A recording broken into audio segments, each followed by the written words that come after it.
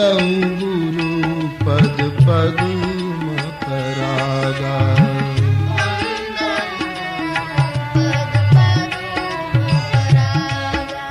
ગુરુદેવના ચરણ કમળની ધૂળથી વંદના શરૂ થઈ. જે ધૂળ સાધકના માટે ભવરોગની ઔષધિ છે. જેમ ચિતાની ભસ્મ અપવિત્ર ગણાય પણ શંકરજીના શરીરે લાગ્યા પછી દુનિયાની પવિત્રમાં પવિત્ર વસ્તુ બને, એમ સંત અને ગુરુના ચરણે લાગેલી ચરણ ધૂલી એનું ભારતીય અધ્યાત્મ સાધનામાં બહુ મોટું મહત્વ છે. તો ગુરુદેવની ચરણ ધૂલી એ ભવરોગનું ચૂર્ણ છે. સુકૃત સંભુતન બિમલ વિભૂતિ મંજુલ મંગલ મૌદ પ્રસૂતિ. સાધકના જ્ઞાન નયનને વિવેક નેત્રને સ્વચ્છ કરનારી આ એક જબરદસ્ત ઔષધિ. ગુરુદેવના ચરણારવિંદના નખની જ્યોતનું દર્શન કરતા મહાત્માજીએ કહ્યું કે એ વ્યક્તિ બળભાગી છે, એ સાધક ધન્ય છે જેને ગુરુ ચરણારવિંદના નખની જ્યોત પ્રાપ્ત થઈ. એને કોઈ પણ ક્ષેત્રના રહસ્યો એની મેળાએ પ્રાપ્ત થશે જેને ગુરુ ચરણ નખની જ્યોત મળી ગઈ.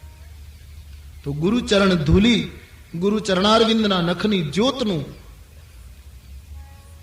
દર્શન કરીને ગોસ્વામીજી આ કથાનો આરંભ કરે છે. રામાયણમાં લખ્યું છે કે ગુરુદેવના ચરણની ધૂળથી મારા નેત્રોને પાવન કરીને પરમાત્માની દિવ્ય કથા વર્ણવવા જઈ રહ્યો છું. એટલે શરૂઆત નેત્રોને પાવન કરીને, કારણ કે મૂળ વસ્તુ નેત્ર અને સાધનામાં તો આંખ કેટલી મહત્વની ગણાય. જેટલું મન મહત્વનું સાધનામાં એટલું જ નયન મહત્વનું છે. જેમ મકાનને બારી હોય અને એ બારીમાંથી આપણે બહાર પણ ડોકિયું કરી શકીએ અને કોઈ નિસરણી લઈને નીકળ્યો હોય તો એ મૂકીને અંદર પણ આવી શકે. એમ આ શરીર રૂપી મકાનનું એક આ બારી છે આંખ, એમાંથી બહાર પણ ડોકિયું થઈ શકે અને હું તમે જો કરી શકીએ તો અંદર પણ ડોકિયું થઈ શકે છે. પણ મોટા ભાગના સમાજે આ આંખોથી બહાર જ જોવાનો નિર્ણય કરે. જે આંખ અંદરની સમૃદ્ધિ પણ દેખાડી શકે એમ છે, અનુભવ કરાવી શકે એમ છે, એ આંખનો મોટે ભાગે આપણા જીવનમાં ઉપયોગ કેવલ બહિર્મુખ થયો. તો એ આંખ એક મહત્વની વસ્તુ છે અને ગુરુની ચરણ ધૂલથી એને પાવન કરવામાં આવે તો પછી શું કહેવાનું. એટલે આંખ ઉપર પહેલું બળ આપવામાં આવ્યું છે. બાલકાંડમાં આંખની પવિત્રતા ઉપર વજન આપ્યું છે. અયોધ્યા કાંડમાં મનની પવિત્રતા ઉપર વજન આપ્યું છે. ચરિત્રનું વર્ણન કરવા જઈ રહ્યો છું એવી ઘોષણા ગોસ્વામીજીએ કરી છે કે ગુરુ ચરણ ધૂલથી નેત્રને પાવન કરો. ગુરુદેવની ચરણથી નેત્રને પવિત્ર કરી.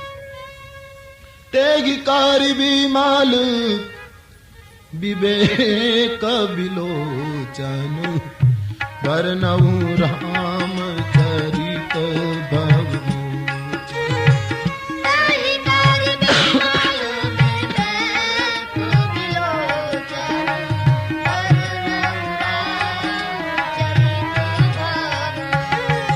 अब तेगी कारी बीमाल विवेक विलोचन बरनऊ राम चरित भव मोचन. तेगी कारी बीमाल विवेक विलोचन बरनऊ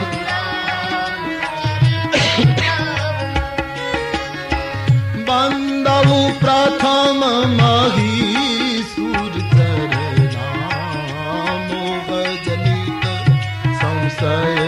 सब हरना.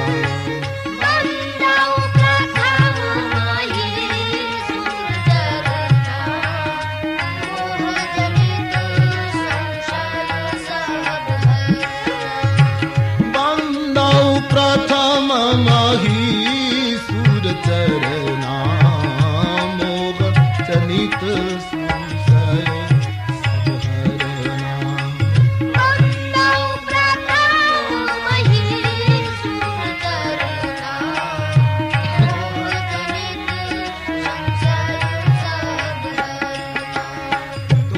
ચરણ ધૂળથી મારા નેત્રોને પવિત્ર કરીને પછી રામકથા કહેવા જઈ રહ્યો છું. જાહેરાત એવી છે કે નેત્રો પવિત્ર કરીને હવે હું રામાયણની કથા કહું એવી ચોખવટ કરી, પણ રામાયણની કથા કહી નહીં. આખું વંદના પ્રકરણ ઉપાડ્યું. બ્રાહ્મણોને વંદના, સાધુઓને વંદના, સંત સમાજને વંદના, આમ શરૂઆત કરી. બોલ્યા હતા ગોસ્વામીજી કે હવે હું રામાયણ કહીશ. તે કરી બિમલ વિવેક બિલોચન બરણઉ રામચરિત ભવમોચન. પણ શરૂઆત જુદી કરી, કારણ કે ગોસ્વામીજીના કાબુની વાત ન રહી. આંખ પવિત્ર થાય પછી વંદન જ આવે. જ્યાં સુધી મારી તમારી આંખમાં તકલીફ છે ત્યાં સુધી આપણે બીજાને પ્રણામ કરી શકતા નથી. જપ કરીએ, તપ કરીએ, ધ્યાન કરીએ, યજ્ઞ કરીએ, અનુષ્ઠાન કરીએ, જે કઈ હું ને તમે નિત્ય કે કોઈ વિશેષ પ્રસંગે કરતા હોઈએ તે આપણે આપણી સાધનાને ફળ આવ્યું કે કેમ, અથવા તો ફળ આવવાની તૈયારી છે કે કેમ એ જોવું હોય તો બીજા પાસે પ્રમાણપત્ર નહીં માંગવું. આપણને જે મળે એ બધાને પ્રણામ કરવાની ઈચ્છા થાય છે. જો આવો ભાવ ભીતર ઉઠે તો સમજવાનું સાધનાને ફળ આવવાની તૈયારી. બધાને વંદન કરવાનો ભાવ જાગે, બધા વંદનીય લાગે. અને એ આંખ પવિત્ર ન થાય ત્યાં સુધી શક્ય નથી નમી શકાતું. આપણા પગે કોઈનો હાથ અડે એના પહેલા આપણું હૈયું એના પગે અડી જવું જોઈએ. આવો ભાવ જ્યારે પ્રત્યેકમાં, સકલ લોકમાં, જે નરસિંહ મહેતાની પ્રસિદ્ધ વાત છે. આખું જગત, એ કેટલા તંદુરસ્ત માણસો હશે આપણા સમાજના કે જેને આખું વિશ્વ વંદનીય બન્યું છે.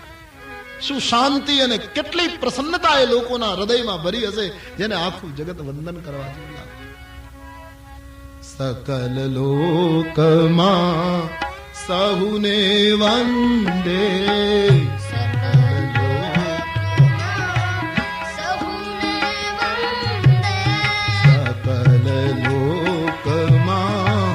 સહુને વંદે,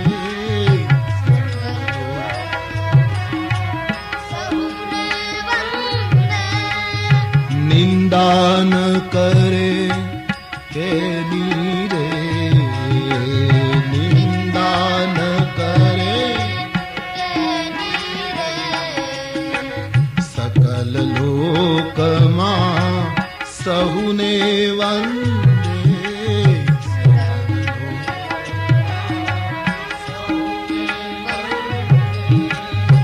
નિંદાન કરે કે નીરે, નિંદાન કરે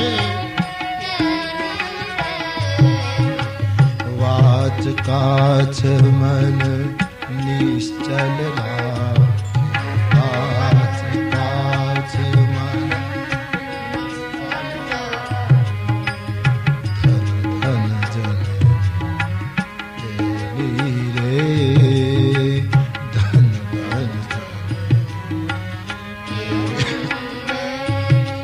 સકલ લોકમાં સહુને વંદે.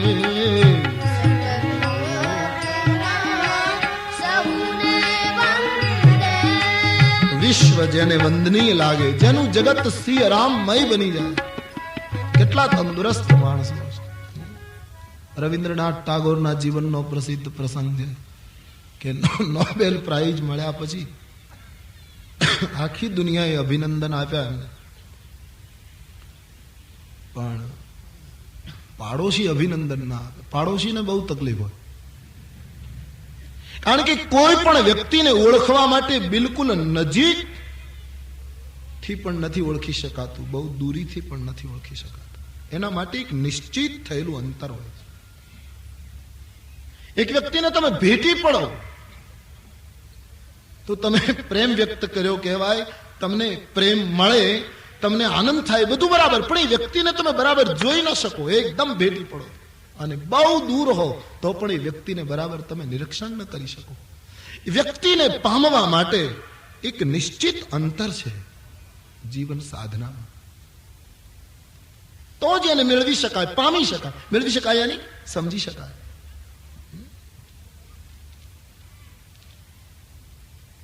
પાડોશી તો એકદમ નજીક હોય ને એટલે એને તકલીફ હોય. તો એ આવે, બધા લોકો રવિન્દ્રનાથ બેઠા હોય ત્યારે બધા મળવા આવે તો પેલો આવે પણ જોયા જ કરે, કઈ બોલે નહીં. પરિણામ એ આવ્યું કે રવિન્દ્રનાથને પણ એના તરફ પેલું થયા કરે કે આખી બધા પગે લાગે, આને તકલીફ શું છે, આ મને કેમ પગે નથી લાગે. બસ સતત પાડોશી ઉપર એની પેલી રહ્યા કરે, બહુ અશાંત થયા છે.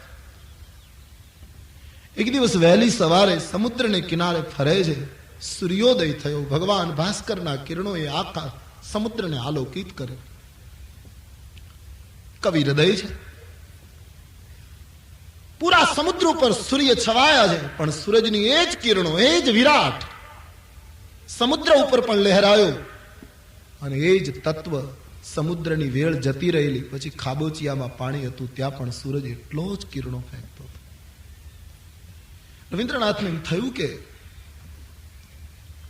ભગવાન સૂર્ય જો ભેદ ન કરતો હોય, એને ખાબોચિયું અને સાગર સમાન હોય, તો મારા મગજમાં આવો ભેદ કેમ રહે છે? એ પાડોશી પગે ન લાગે તો કઈ નહીં, હું લાગુ પણ સંબંધ તો ચાલુ થઈ જાય. આ શું કામ તાણમાં જીવવું? આવી માનસિક તાણમાં જીવવું શું કામ? એ બાજુમાં તો રહેવાનો જ છે, એ ન લાગે તો હું લાગી લઉં, ક્યાં હરકત? બડા પ્યારા નિર્ણય. સીધા સમુદ્ર તટથી પાડોશીને ઘરે, પાડોશી ચાય પીતો હતો, પાડોશીના પગમાં રવિન્દ્રનાથ ટાગોર પડી ગયા. पड़ोसी ने आंख में आंसू आ गया. गुरुदेव ये आप क्या कर रहे हैं? एकदम उठाए, अरे प्रभु ये आपने क्या कर दिया? पण पाड़ोशी एक वाक्य बहुत सरस बोल्यो. एक बात कहूं गुरुदेव, शू हवे नोबेल प्राइज मेळवी बराबर छे. ज्यां सुधी आटली दृष्टि न पेली थाय, एक एक व्यक्ति केटली बहु बहु समझदारी जोईए, बहु स्मरण जोईए, बहु जीवन ने क्रमशः ऊंचे लई जवुं पड़े त्यारे बधा वंदनीय लागशे. અને જ્યાં સુધી બધા વંદનીય ન લાગે, શાસ્ત્રમાં જ ઈશ્વર દેખાય, મંદિરમાં જ ઈશ્વર દેખાય અને બીજામાં ન દેખાય, ત્યાં સુધી તો હું ને તમે દંભમાં અને મોટી મૂઢતામાં જીવીએ છીએ, એક ભ્રાંતિમાં જીવીએ છીએ. સકલ લોકમાં સહુને વંદે, બધા વંદનીય લાગે, બધામાં ઈશ્વર છે એવો ભાવ જાગે. તો तुलसीदास जी बधानी वंदना करे, पहला ब्राह्मणों की वंदना करे. वैदिक संस्कृति जे रक्षको छे, आचार्यों छे, ए ब्राह्मणों चरणारविंद में गोस्वामी जी प्रणाम, जे समग्र विश्वना कल्याण नो विचार करे, साधना करी एवा विप्रवृंद ने वंदन करे. अने पछी वंदना करी छे साधुओं. साधु चरित शुभ सरिस कपासु, साधु चरित शुभ सरिस, साधु चरित शुभ सरिस कपासु,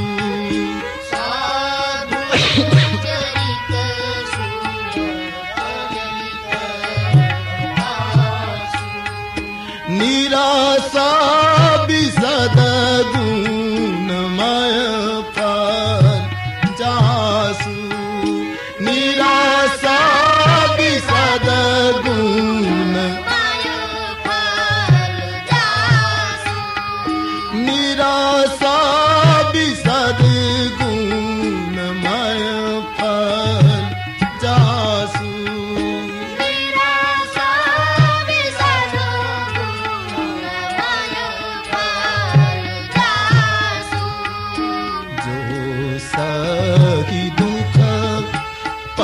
छिद्र दुरावा बंधनीय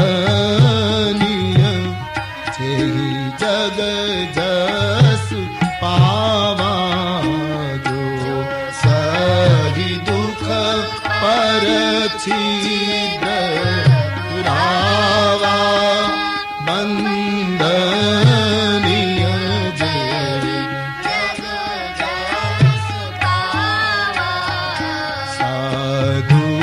चरित शुभ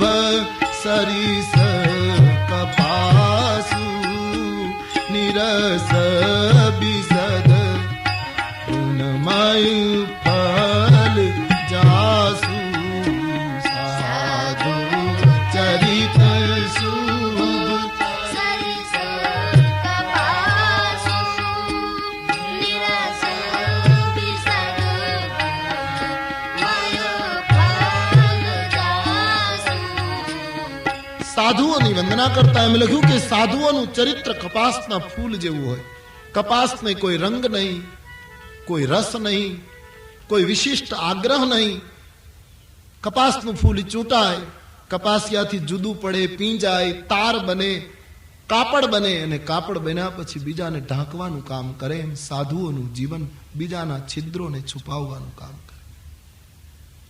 જે બીજાને ઢાંકે, બીજાના છિદ્રોને ઢાંકે, બીજાના માટે જે પોતાનું સમગ્ર જીવન જીવે, એ સાધુ ચરિત્ર મહાપુરુષોની વંદના કરે અને પછી તમામ સંત વૃંદની વંદના કરે. વ્યક્તિગત સાધુ ચરિત્રની વંદના કરી, પછી આવા સાધુ ચરિત્રો જ્યાં ભેગા થતા હોય એ સમગ્ર સંત વૃંદની વંદના करता गोस्वामी जी बड़ी प्यारी उपमा मानस में दी है. बाबा जी लिखते हैं, मुदा मंगल संत समाज,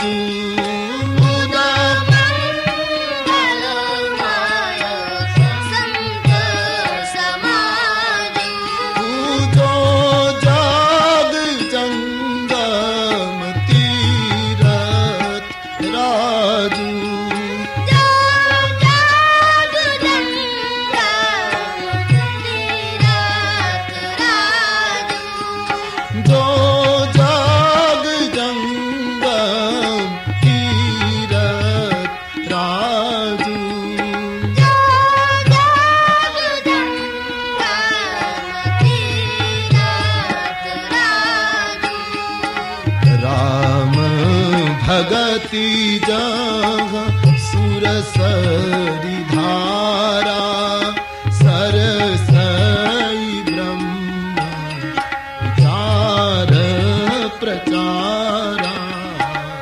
राम भगति जहाँ सुरसरी धारा, सरसई ब्रह्म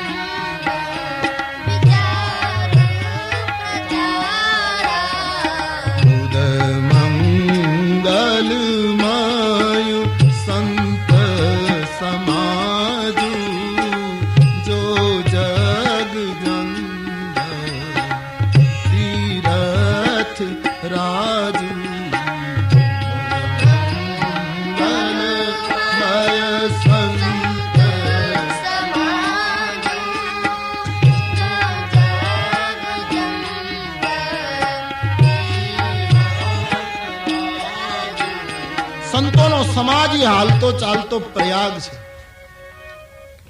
પ્રયાગમાં જેમ ગંગા યમુના અને સરસ્વતીનો સંગમ, એમ સંતો જ્યાં એકત્રિત થાય એમાં ભક્તિની ગંગા, કર્મની યમુના અને બ્રહ્મ વિદ્યાની સરસ્વતી મળતી હોય.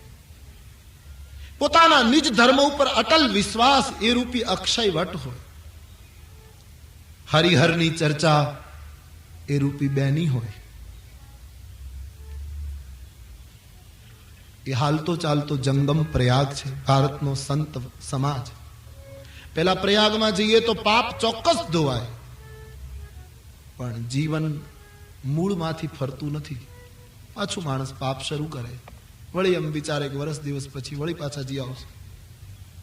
પાપ ધોવાનું જરૂર ત્રિવેણી કામ કરે, પણ આમૂલ પરિવર્તન જીવનનું નથી કરી શકતી. આમૂલ પરિવર્તન સંત પ્રયાગ કરે છે. સંતના પ્રયાગમાં જેણે સ્નાન કર્યું એનું જીવન મૂળથી ફરશે. કેટલાય માણસો સંત સંગથી તર્યા છે. અને જગતની દુર્લભ વસ્તુ ધર્મગ્રંથોએ બતાવી છે, સંત સંગ. નિમિષદંડ ભરી એક ઉબારા, એક ક્ષણ, એક ઘડી પણ થાય તો ઘણી ક્રાંતિ કરી શકે સંતનો સંગ. તો ગોસ્વામીજી સંતની વંદના કરતા લખે છે, જે સંત પ્રયાગમાં સ્નાન કરશે એનું જીવન કાગડા જેવું હશે, કોયલ જેવું ટહુકા કરતું થશે. બગલા જેવું જીવન હશે, એક ક્ષીર નીર જુદા કરતો વિવેકી હંસ બનશે. સંત પ્રયાગમાં ડૂબકી મારવાથી. અને ગોસ્વામીજીએ તો એમ કહ્યું કે જગતમાં જેટલી ઊંચાઈ છે, જેને જ્યારે જે રીતે મળી છે, એ બધાની પાછળ સંતના સંગે કામ કરે. સો જાનબ સત્સંગ પ્રભાવ, સત્સંગથી જ ઊંચાઈ પ્રાપ્ત થઈ. તો સત્સંગનો મહિમા રામાયણમાં ખૂબ બતાવ્યો. રામાયણ સંત મહિમાનો ગ્રંથ છે. પરમાત્મા કરતા પણ સંત મહિમા ઊંચો બતાવ્યો છે. તુલસીદાસજીએ સંતના બે સ્વભાવોની અહીંયા જાહેરાત કરી છે. પહેલી વસ્તુ, બંદૌ સંત સમાન ચિત, હિત અનહિત નહીં કોઈ, અંજલિગત શુભ સુમન જીમી, સમ સુગંધ કર દો. એ સંતનું પહેલું લક્ષણ, એનું ચિત્ત સમાન હોય. સંત કદી ભેદ ન કરી શકે. આના માટે આમ, આના હા ક્યારેક સાધકના કલ્યાણ માટે એની ક્રિયામાં ભેદ હોઈ શકે, પણ સંતના ભાવમાં કોઈ દિવસ ભેદ ન હોઈ શકે. સમાન ચિત્ત. તો એવા સમાન ચિત્ત વાળા સંતને પ્રણામ કરતા ગોસ્વામીજી કહે, જેમ ડાબા હાથમાં કે જમણા હાથમાં ફૂલ હોય, સુગંધમાં કોઈ ફરક પડતો નથી, એમ સમાન ચિત્ત વાળા સંતની વંદના કરી. અને બીજું લક્ષણ, એક તો સંત એ છે જેનું ચિત્ત સમાન, જ્યાં રાગ દ્વેષને સ્થાન નથી, જ્યાં આકર્ષણ અને તિરસ્કારને પ્રવેશ નથી, એ સંત સમાન ચિત્ત છે. ગાળો દે, સ્તુતિ કરે કોઈ પણ સ્થિતિ. અને બીજું લક્ષણ, સંત સરળ ચિત્ત જગત હિત, જાની સુભાવ સ્નેહુ, બાલ વિનય સુની કરી કૃપા, રામ ચરણ રતિ દેવ. સંતનો બીજો સ્વભાવ છે સરળ ચિત્ત. સંતનું ચિત્ત અતિ સરળ હોય. સંત કદી કઠોર ન હોઈ શકે. ધ્યાન દેના, સંત અતિ કોમળ હોય. હા, દુઃખ સહન કરવા માટે એના જેવો કઠોર જગતમાં બીજો કોઈ ન હોય.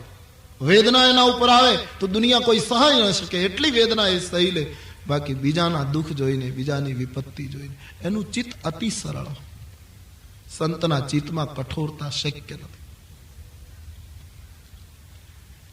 ઘણા લોકો નથી કહેતા ફલાણા સંતે ફલાણા ભાઈને શાપ આપ્યો, પછી એને બહુ તકલીફ થઈ. સંત કદી શાપ આપે જ નહીં. શાપ આપે એ સંત નહીં. સંત કેમ શાપ આપી શકે? સૌરાષ્ટ્રની પ્રસિદ્ધ કથા છે.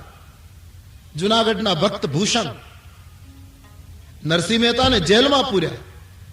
રામાંડલી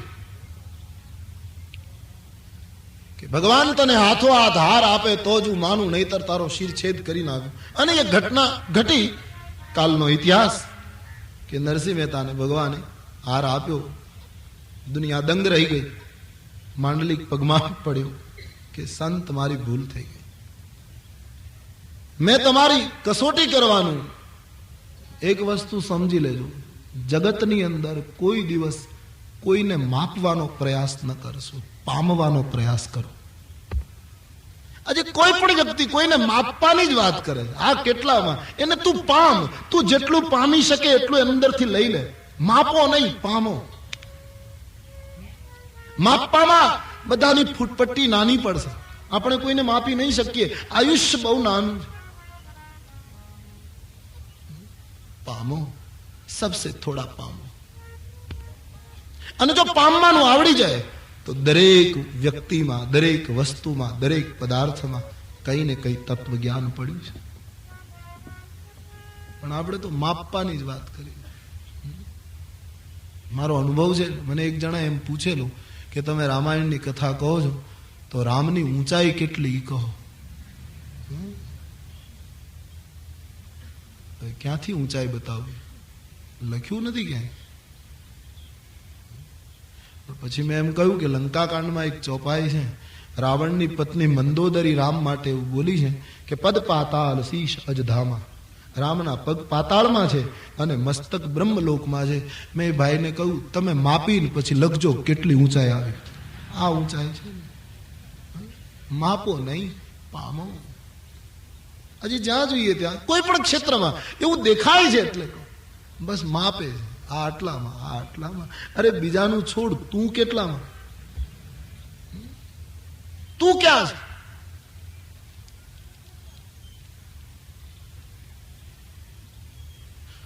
તો કહેવાનો અર્થ થાપ ખાઈ ગયો એ માણસ, માંડલિક ભૂલ કરી ગયો.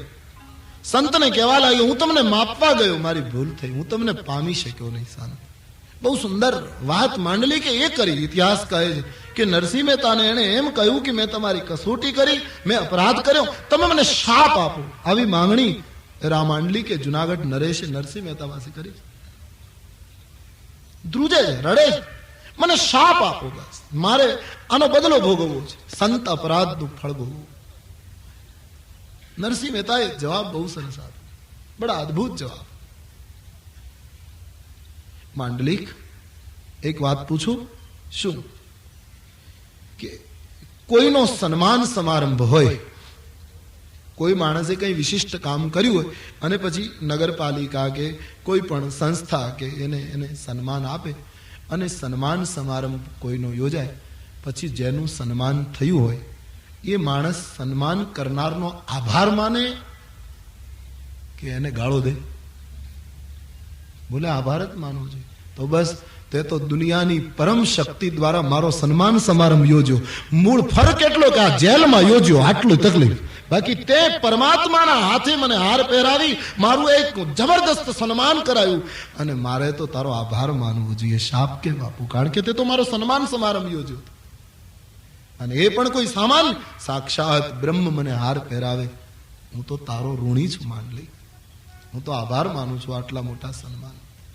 માંડલિકે કહ્યું કે નહીં, એ તો આપનું ઔદાર્ય છે મહારાજ, આપ સંત છો, બાકી મને શાપ આપો.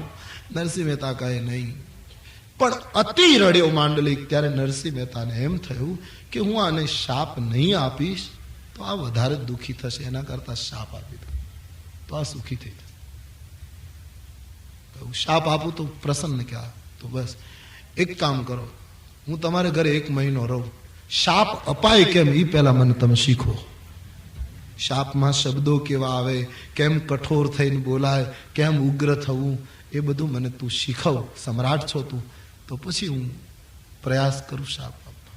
માંડલિક પડી ગયો પગમાં. નરસિંહ કહ્યું, કેમ શાપ આપી શકું? સંત સરળ ચિત્ત, સંતનું ચિત્ત અતિ સરળ હોય, સંત કઠોર ન થઈ શકે. સંતની આંખ હંમેશા ભીની દેખાશે, સંતની આંખમાં હંમેશા ઊંડાણ પામશો, સંતની આંખમાં શાંતિ દેખાશે. કારણ કે સરળ ચિત્ત, ચિત્તની અવસ્થાની અસર આંખ ઉપર થાય, અવશ્ય આંખ ઉપર થાય. મારી તમારી સ્થિતિ શું છે એ આંખ કઈ આપે? તો સરળ ચિત્ત વાળા સંતના ચરણમાં ગોસ્વામીજીએ પ્રણામ કરીને કહ્યું, એક બાળકનો વિનય સાંભળી મને રામ ચરણમાં પ્રીત પ્રદાન કરો. બસ પ્રભુ ચરણમાં પ્રીત પ્રાપ્ત થાવ, આટલી સંતોના વૃંદ પાસે ગોસ્વામીજીએ માંગણી કરી. પછી થોડી ચોપાઈઓમાં અસંતોનું વર્ણન કર્યું, કારણ કે બધાને વંદન છે તુલસી શાસ્ત્રમાં. આ વિશ્વ ગુણ દોષ જડ અને ચેતન એનું મિશ્રણ છે અને પરમાત્માએ જ બનાવ્યું છે, તો બધું ભગવાનમય છે એમ માનીને ગોસ્વામીજી કિન્નરોને, યક્ષોને, ગંધર્વોને, રાક્ષસોને, અસુરોને, જળચર, થલચર, નભચર જીવ માત્રને પ્રણામ કરે. અને આમ બધાને પ્રણામ કરતા કરતા ગોસ્વામીજી પોતાની પ્રસિદ્ધ ચોપાઈ લખે, સિયા રામમય સબ જગ જાની, સિયા રામમય સબ જગ જાની, સિયા રામમય સબ જગ જાની, સિયા રામમય સબ જગ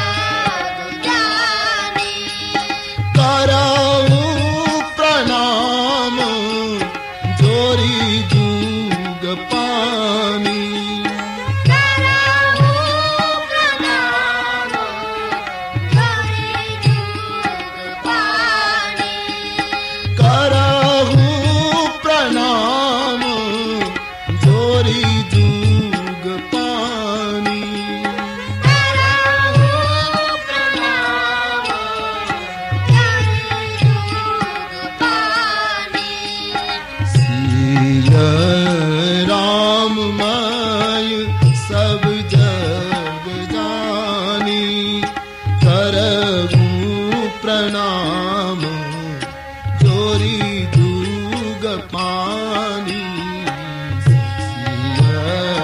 राम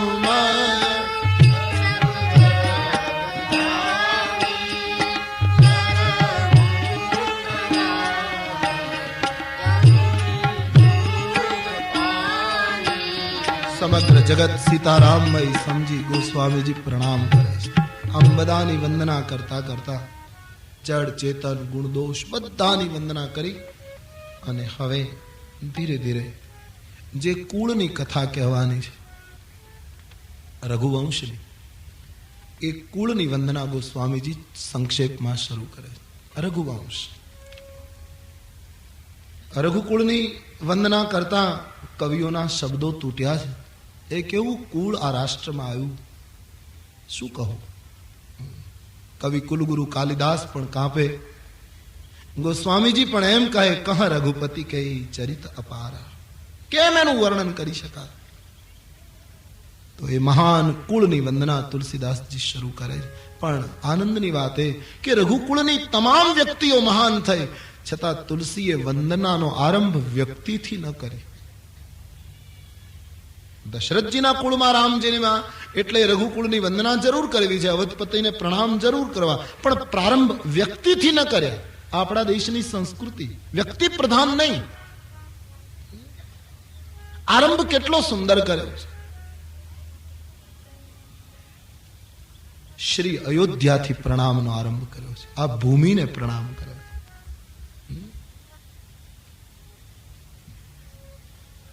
बांधव अवध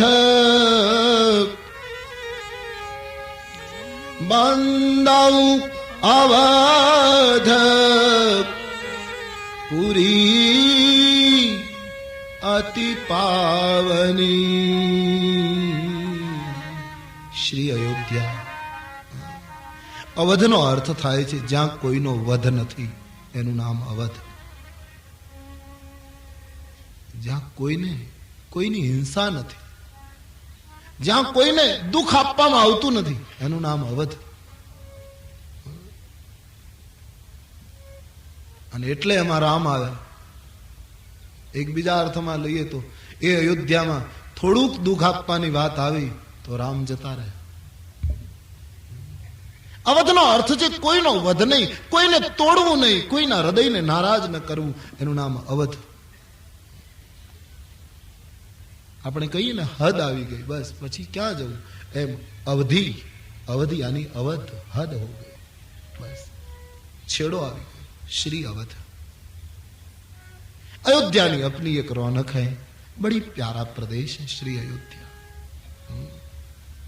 तो ये भूमि ने वंदन कर्या छे अने पछी सरयू ने वंदन कर्या व्यक्ति तो पछी पहला भूमि पछी आ राष्ट्रनी नदी ने प्रणाम कर्या पछी व्यक्ति एने किनारे महान व्यक्तिओनो जन्म थयो एने प्रणाम पण पहला तो ये भूमि ने नमस्कार जे भूमिए आवा नरपुंगवो आप्या राष्ट्र तो अयोध्यानी सराहना बहु छे रामचरितमानस अति प्रिय मोही यहाँ के बासी अति प्रिय मोही उत्तरकांड में भगवान राम जी श्री मुखे बोलिया कि हे मित्रों अयोध्या में रहनारा मने अत्यंत प्रिय छे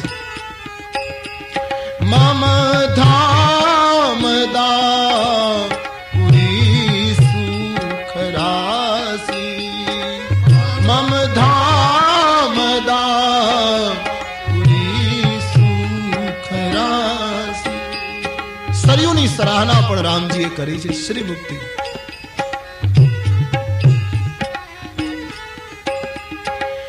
जाम जनते बिनहि प्रयासा मम समीप नर पावहि बासा अति प्रिय मोही यहाँ के वासी मम धाम दा पुरी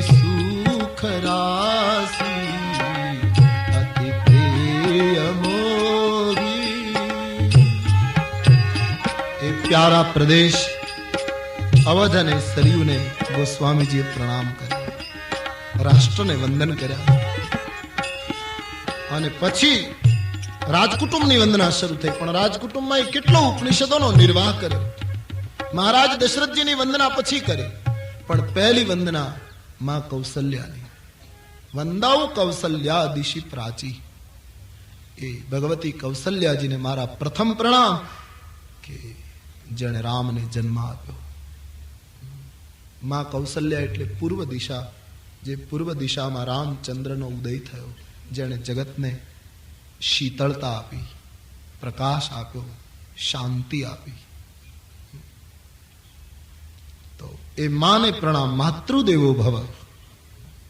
અને એક વસ્તુ તો ચોક્કસ કે આ જગતમાં કોઈ પણ વ્યક્તિ ગમે તેટલી કોઈ પણ ક્ષેત્રમાં મોટી હોય, પણ એ એની માં કરતા મોટી ન હોય. લોકો એને ભગવાન માને, પરમાત્મા માને, એને બ્રહ્મ માનીને પૂજે લોકો, તો પણ એની માતા કરતા એ મોટી નથી, માં મોટી છે. અને તેથી આ દેશના ઉપનિષદોએ કહ્યું પહેલા માતાને પગે લાગ. ગોસ્વામીજી પ્રથમ માં કૌશલ્યાજીને પ્રણામ કરે, કૈકેયી અને સુમિત્રા માને પ્રણામ કર્યા. દશરથ મહારાજને ઘણી રાણીઓ હતી, કેટલી રાણીઓ હતી એ ચર્ચાસ્પદ મુદ્દો રહ્યો, એટલે ગોસ્વામીજી એમાં નહીં પડતા એને એમ લખી નાખ્યું, દશરથ રાવ સહિત સબ રાની. બધી રાણીઓને મહારાજા દશરથ સહિત મારા પ્રણામ. અને પછી અવધ નરેશની વંદના એક દોહામાં કરતા લખે છે, બંદઉ અવધ ભુવાલ સત્ય પ્રેમ જેહી રામ પર. અયોધ્યાના સમ્રાટને મારા નમસ્કાર. કારણ એ સમ્રાટ છે એટલે નહીં, એની પાસે પુષ્કળ ધન અને સમૃદ્ધિ છે એટલે નહીં, પણ સત્ય પ્રેમ જેહી રામ પર, જેને રામના ઉપર સાચો પ્રેમ છે. અને એ સાચો પ્રેમ એમણે ચરિતાર્થ કર્યો. બિછુરત દીન દયાલ પ્રિય તનુ તૃણ ઇવ પરિહરેવું. ભગવાન રામના વિરહમાં એમણે તણખલાના માફક પોતાનો પ્રાણ છોડી દીધો. એ સાચા રામ પ્રેમીને મારા પ્રણામ. એ સમ્રાટ છે એટલે નહીં. રામ ભજતો કોઢી ભલો, ભલે ચૂવે હાડને ચામ, પણ કંચન કાયા શું કામની, જે મુખમાન રામનું નામ. કોઢી હોય, રામ નામ લેતો હોય, રામ પ્રેમી હોય તો વંદનીય છે. દશરથજી સમ્રાટ છે, એ સમ્રાટ છે એટલે નહીં, રામ પ્રેમી છે એટલે. બાકી રામ પ્રેમી ન હોત તો તુલસીને સમ્રાટથી કઈ લેવા દેવા. સાચા રામ પ્રેમી. પિતાજીને કાને પડ્યું મારો રામ ગયો વનવાસ. સર પ્રભાશંકર પટણીની કવિતા, ભાવનગરના મરહુમ દિવાન. બહુ સુંદર કાવ્યો લખ્યા. ના ના ના. પિતાજીને કાને પડ્યું મારો રામ ગયો વનવાસ, જેદી મારો રામ ગયો વનવાસ. પુત્ર વિયોગે પ્રાણ તજાયણે, પુત્ર વિયોગે પ્રાણ તજા. મને મળજો એવો તાત બનું, પિતા તો બનું એવો. હતો રઘુનાથ ને જેવો, એ બનું પિતા તો બનું. એ બનું પિતા તો બનું એવો. હતો રઘુનાથ ને જેવો, બનું પિતા તો બનું એવો. હતો રઘુનાથ. બહુ સુંદર કાવ્ય લખ્યું. પિતા બનું તો આવો બનું, પત્ની બનું તો આવી બનું, પતિ બનું તો આવો બનું. આપણા પુરાણોના અને શાસ્ત્રોના પ્રસંગો લઈ લઈ ગુજરાતી કાવ્ય રચના, બડી પ્યારી રચના. મગ મારી મૃગ મારી રામ મઢુલી આવ્યા ને, ન મળે સીતા નાર, ત્યાં તો ન મળે સીતા નાર. હે સીત હે સીત એમ પુકારે, હે સીત હે સીત એમ પુકારે. આંખમાં આંસુની ધાર, બનું પતિ તો બનું એવો. હતો સતી સીતને જેવો, બનું પતિ તો બનું એવો. હતો સતી સીતને જેવો, હે બનું પતિ તો બનું એવો. હતો સતી સીતને જેવો, બનુપતિ તો બનેવો, હતો સતી સીતને જેવો. તો પિતા તરીકે રામ ઉપરનો જે એનો અથાગ પ્રેમ એને ચરિતાર્થ કર્યો મહારાજ દશરથજીએ. એ સાચા રામ પ્રેમી સમ્રાટ ચક્રવર્તીને પ્રણામ. આમ માતાઓ પિતા આની વંદના કર્યા પછી બે ચોપાઈમાં માનસમાં સામા પક્ષની વંદના આવે છે, જનક પરિવારની. તુલસીદાસજી એક પરિવારની પાત્રોને જુદા જુદા કરીને બહુ લંબાણપૂર્વક વંદના ન કરી શક્યા, ખાલી બે ચોપાઈમાં બધું કહી દીધું. ગોસ્વામીજી એમ કહે છે, બંદહુ પરિજન સહિત વિદેહુ, બંદહુ પરિજન સહિત વિદેહુ, જાગી રામ પદ સ્નેહુ.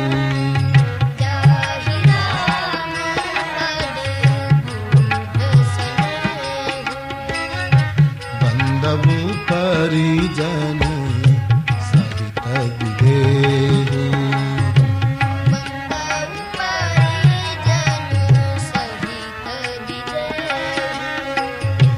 યોગ ભોગ મહુ રાખે ઉગોઈ, યોગ ભોગ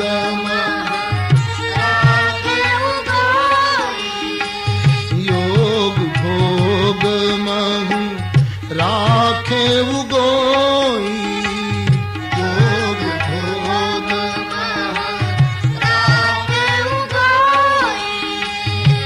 રામ બિનો કત પ્રગટે સોઈ,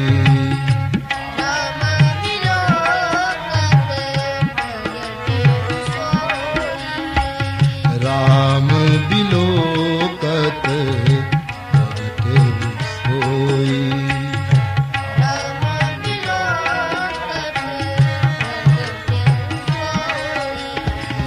બંદહુ પરિજન સહિત વિદેહુ,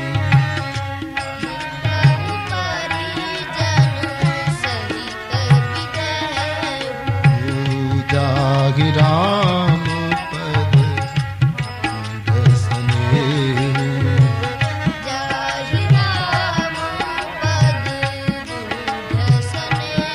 જનક મહારાજની વંદના, મિથિલેશ પરિવારની વંદના બે ચોપાઈમાં. ગોસ્વામીજી એમ કહ્યું કે એના પરિવાર સહિત જનકને પ્રણામ. કારણ કે જેનો પ્રેમ ગુપ્ત છે, જેને પોતાના યોગને ભોગની અંદર છુપાવી રાખ્યો છે. એ તો એક ઘડી આવી કે રામ દર્શન કર્યા ત્યારે એ યોગ છુપાવેલો હતો એ પ્રગટી ગયો. એ નહીં બિલોકત અતિ અનુરાગા, બરબસ બ્રહ્મ સુખઈ મનુ ત્યાગા, એ બોલ્યા છે. તો જે ગુપ્ત પ્રેમી છે, જેને ભોગોની અંદર યોગને છુપાયો, એવા સમર્થ મહાપુરુષ જનક મહારાજને એના પરિવાર સહિત પ્રણામ. જેનો પ્રેમ ગુપ્ત છે, જેમણે યોગને બુદ્ધિપૂર્વક છુપાયો છે, એના કુટુંબના પાત્રોનું વર્ણન કોણ કરી શકે? કોણ બિલક બિલક કરી? એટલે બાબાજીએ બહુ સરસ ન્યાય આપ્યો કે એનું વર્ણન શક્ય નથી, એટલે આગળ ગયા નથી. પણ લોકોની સતત આલોચના રહી કે રામાયણમાં ઉર્મિલાની વંદના કેમ નહીં, શ્રુતિ કીર્તિને પ્રણામ કેમ નહીં, માંડવીને કેમ આમ બધાને જુદા જુદા પાડીને ફલાણાને અન્યાય થયો, આને આમ થયું, આવી લોકોની સતત આલોચના રહી છે. જનક મહારાજનો પરિવાર એટલી ઊંચાઈ ઉપર છે કે એને પ્રણામ જ કરાય, એના ઉપર પ્રવચન શક્ય નથી. અમુક વ્યક્તિત્વ જેવા હોય સમાજમાં જેને વંદન કરાય, વર્ણન ન કરી શકે. શબ્દો નાના પડે, ઓછા પડે, વામન લાગે. કોઈ ભજનાનંદી વ્યક્તિ હોય, સતત સ્મરણમાં ડૂબેલું રહેતું હોય વ્યક્તિત્વ, એની પાસે તમે ઘણું નક્કી કરીને જાઓ કે આટલી વાત કરવી, છતાં વાત કર્યા વગર પાછા ફરવું પડે.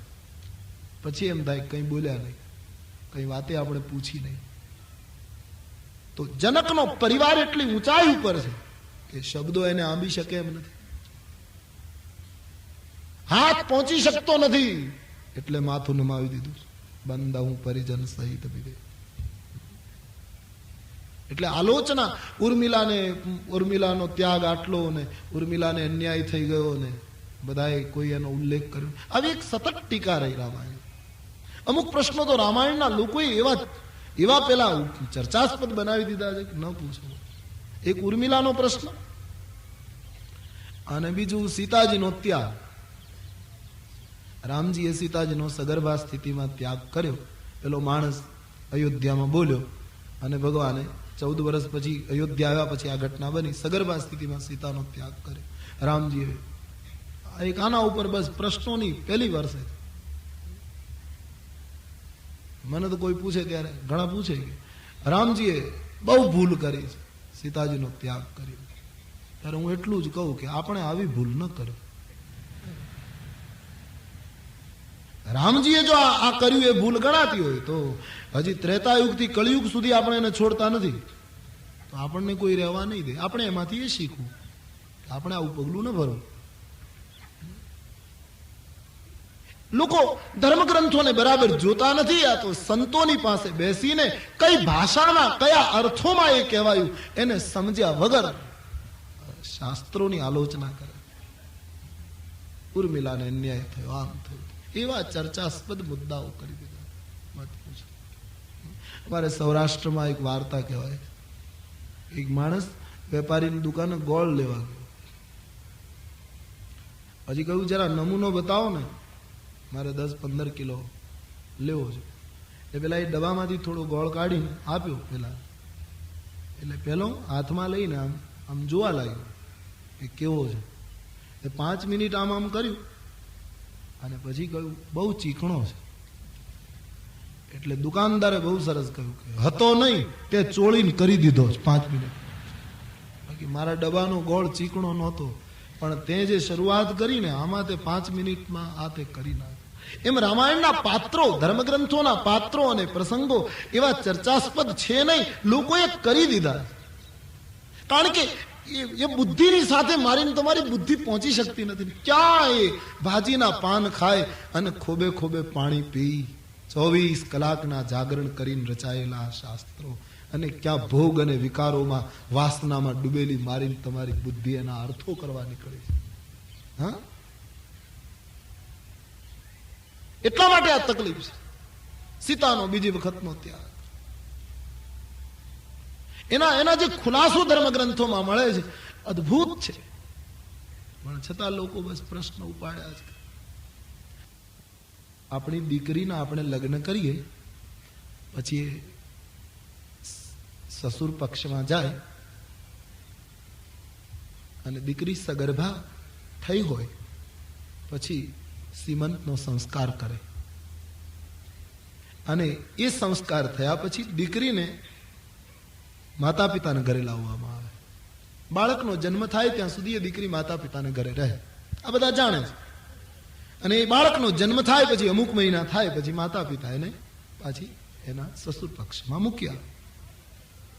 સીતાજી જયારે સગર્ભા હતા ત્યારે એના માતા પિતા કોણ? જનક તો પાલક પિતા છે.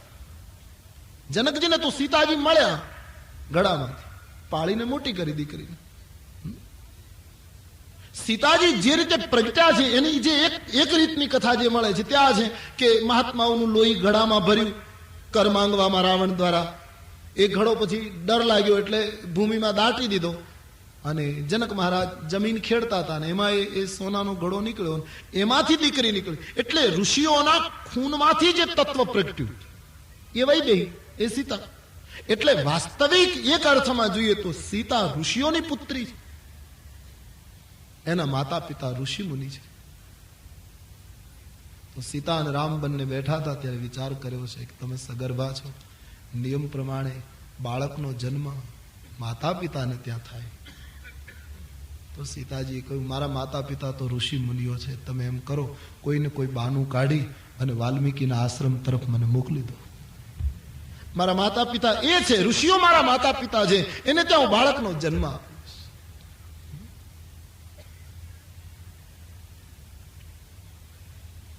સીતાના ત્યાગની પાછળ ઘણા જવાબો સંતો આપે છે. ઉર્મિલાને અન્યાય થયો એમ કહીને બસ ઉર્મિલા એવું પાત્ર નથી કે એની દયા ખાઈ ગયા આપણે. ઉર્મિલા તો શ્રદ્ધાના પુષ્પો ચડાવવાનું પાત્ર. મારી તમારી આમ નજર નથી પહોંચતી ઉર્મિલાના એ મહાનતા, એને શબ્દોથી કેમ વધાવવા. એટલે જનકમાં શ્રુતિ કીર્તિ લો, માંડવી લો, એક એક પાત્ર જનકના કુટુંબનું લો, કેટલું ઉદાત અને ઊંચાઈ ઉપર જીવે છે. રામાયણમાં પ્રસંગ છે, જ્યારે રાજ્યાભિષેક રામજીનો થયો પછી રામજીએ કૌશલ્યામાને એમ કહ્યું કે માં, મારો રાજ્યાભિષેક થયો તો મારી ઈચ્છા છે મારા નાના ભાઈઓને અને બધી વધુઓને હું કંઈક આપું. ઘરમાં પ્રસંગ હોય ને આપણે પ્રસંગ પૂરો થયા પછી બહેનો દીકરીઓને નાના ભાઈઓને કેમ ભેટ આપીએ એમ. બોલે હા બેટા આપો. પછી ભરતજીને બોલાયા, શું આપું? ભરતજીની તો માંગણી પ્રસિદ્ધ હતી, તમારા ચરણની ભક્તિ મળો. શત્રુઘ્નને કહ્યું તને શું આપું? શત્રુઘ્નએ કહ્યું કે હું ભરતની સેવા કર્યા કરું. લક્ષ્મણજીને પૂછ્યું આજ રાજ તિલકના પ્રસંગે હું તને શું ભેટ આપું? લક્ષ્મણજીએ કહ્યું એક વસ્તુ આપો, મને તમારાથી ક્યારેય જુદો નહીં પાડવા.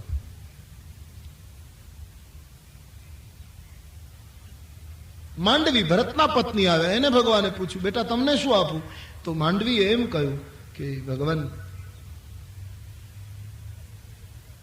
જે વિપત્તિ અયોધ્યામાં આવીને જે રીતે અમે સહી શક્યા, એ સહનશીલતાનું બળ આવું ને આવું અમારામાં ટકી રહે, એવી ધીરજ અને સહન શક્તિ આપો. તથાસ્તુ. ઉર્મિલાજી આવ્યા, ભગવાને ઉર્મિલાજીને પૂછ્યું તમને શું આપું?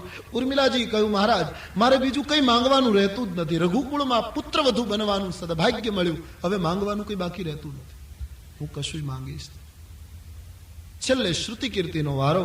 શ્રુતિ કીર્તિને જ્યારે રામજીએ પૂછ્યું ત્યારે કથા છે, શ્રુતિ કીર્તિ રડી પડે છે. કીર્તિ બેટા. હા પ્રભુ. કેમ? માંગો. શત્રુઘ્નના ધર્મપત્ની. ભગવાનનું જે માંગુ તે આપશો. બોલે આ તો રઘુકુળ છે, અહીંયા પ્રાણ જાય વચન ન જાય. માંગો. તો પ્રભુ મારી એક ઈચ્છા છે, બધાએ પદાર્થના રૂપમાં કંઈ નથી માંગ્યું, પણ હું પદાર્થના રૂપમાં એક વસ્તુ માંગુ છું. શું?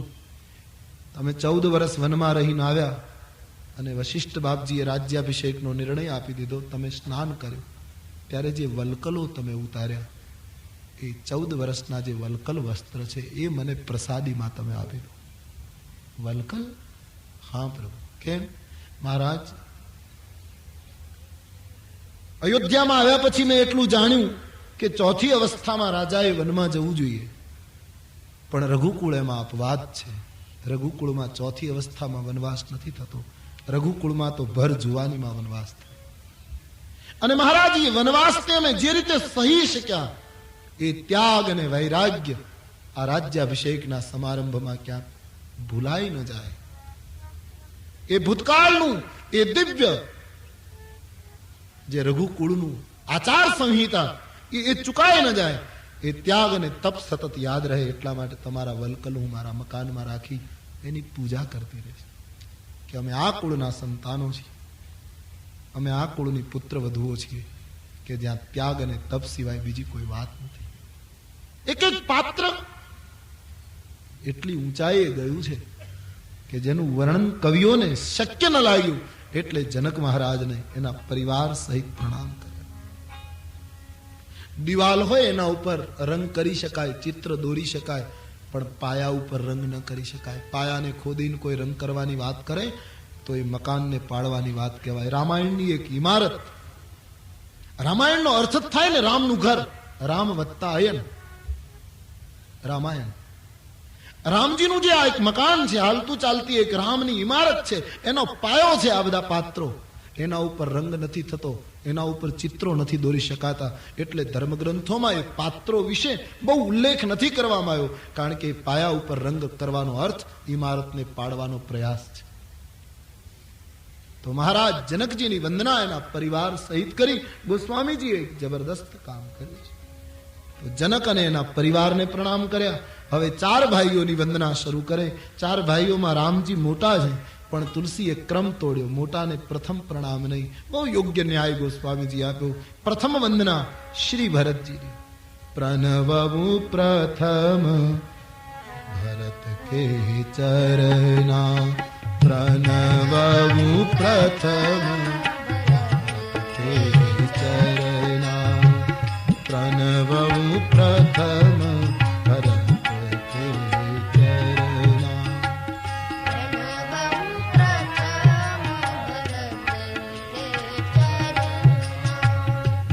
जासुनेम व्रत आईन भरना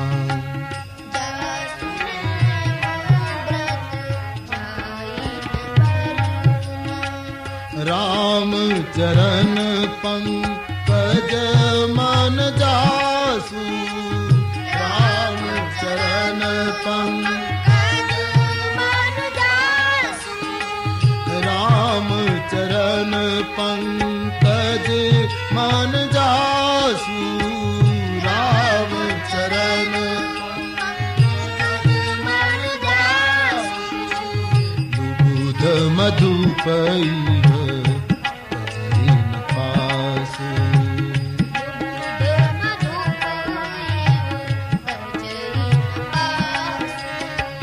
प्रणवऊ प्रथम भरत के चरणा